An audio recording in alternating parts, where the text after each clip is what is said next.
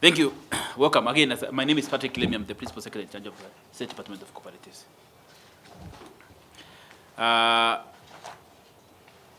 This statement is a clarification of the misleading media report regarding SACCO funds.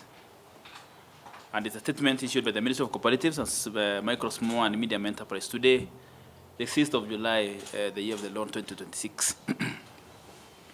The Ministry of Cooperatives and Micro, Small and Medium Enterprise Development has noted with concern a misleading news report aired on NTV Prime News on Saturday, the 4th of July, 2026 at 9 p.m. The bulletin forcibly suggested that the government intends to use over 1 trillion shillings of SACCO savings, SACCO member savings, to finance mega public infrastructure projects. This report is inaccurate and has the potential of creating unnecessary anxiety among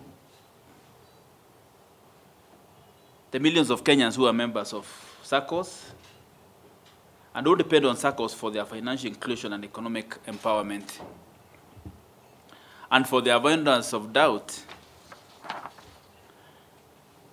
SACCO funds remain the property of the respective SACCOs and are managed exclusively by the elected officials. The government of Kenya has no access to, neither does it intend to utilize these funds, member deposits held in SACCOs, since cooperatives are autonomous, they are member-owned institutions, and their funds are strictly used to provide affordable credit and other financial services to their members.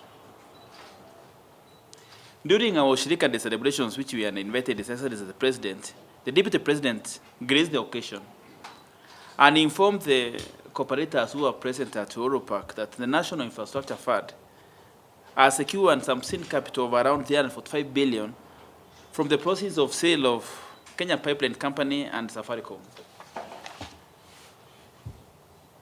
The funds are aimed to create fiscal space in the national budget by financing specific infrastructure projects,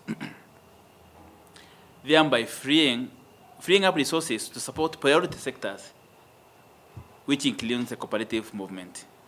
At no point did the Deputy President or the government propose using SACCO funds for this purpose. As a ministry and as the cooperative movement, we urge our media, who are our partners, to exercise due diligence and professionalism when reporting on matters affecting the cooperative sector, which continues to play a very critical role in our Kenyan socio-economic development. We have demanded from the National Media Group that they retract, they apologize, and issue a corrective statement in the same manner the offending statement was issued. I've signed this statement as Patrick Kilemi, CBS, the Principal Secretary in the State Department of Cooperatives. Thank you. About my pay grade. That one will be handled by, yeah. The cooperative bill is under mediation, and we have spoken to the leadership of the both houses, Yes. and there's commitment that within the next 30 or so days, we should have agreement and we should have assent to the cooperative bill. Yeah. So I think that it's really on the very end of the process, and I would jeopardize that bill if I comment about it now. I think we let the parliamentary process, the mediation process, take its due course, because a bill which has been debated in public for the last 15 years. So really, we are really hopeful that the wisdom of two houses will prevail and we have a new cooperative law. As for the SACCO amendment bill, it is due for second reading. I think the National Assembly is engaged, and we are really hopeful that also we get clearance. As for the deposit guarantee fund, again, it's a bill. We have proposals as a sponsoring department, Yeah. but again, the National Assembly, public participation and all that, there's leeway to input on it. What I can say about the deposit guarantee fund is that Kenya, our banking sector has really a functional deposit guarantee fund, which is managed by the Kenya Deposit Kenya Insurance Corporation. Yes, yes. And we have, I can tell you that we have tapped to the experience of KDIC, and my colleague PS in charge of Treasury, PS Kipto, has engaged KDIC to see in what ways we can benchmark and we can learn, we can ride on the success KDIC has. And we're really hopeful that we should be able to have the same guarantee we have for our banking setup for our Mata SACCOs. Yes. At the cooperative movement, we must appreciate the cooperative movement is 14 million strong. 8 million Kenyans are members of SACCOs. So this kind of information really is can cause a lot of harm if it's not well managed. And yes, that is why we thought we should respond to the statement today, so that we said the members of the SACCO movement, tell them that their funds are safe, they are as good as funds in any bank. And our appeal is that,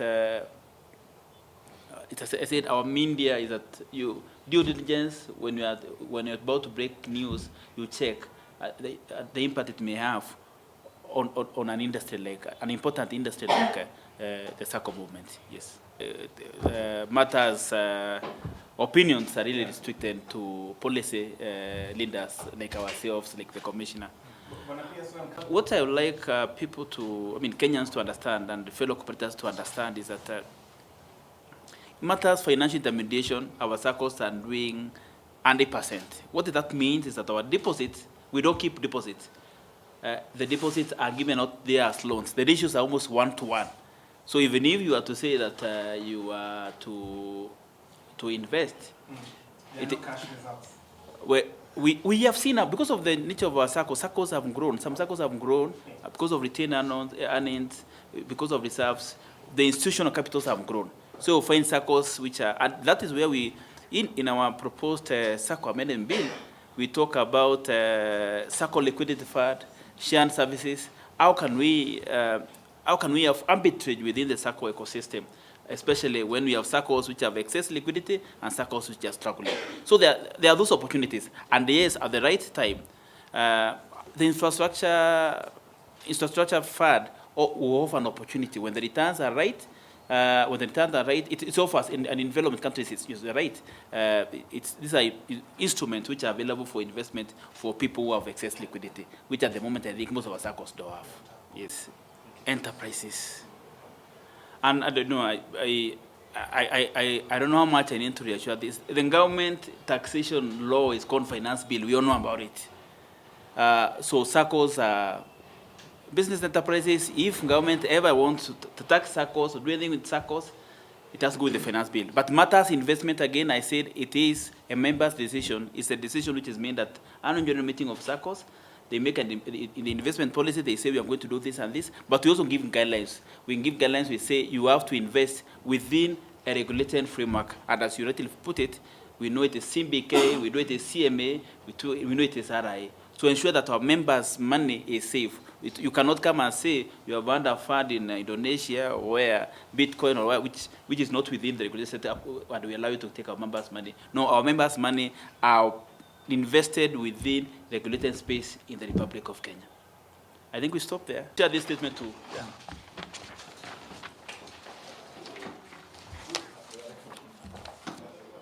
And this young man will take care of the marriage.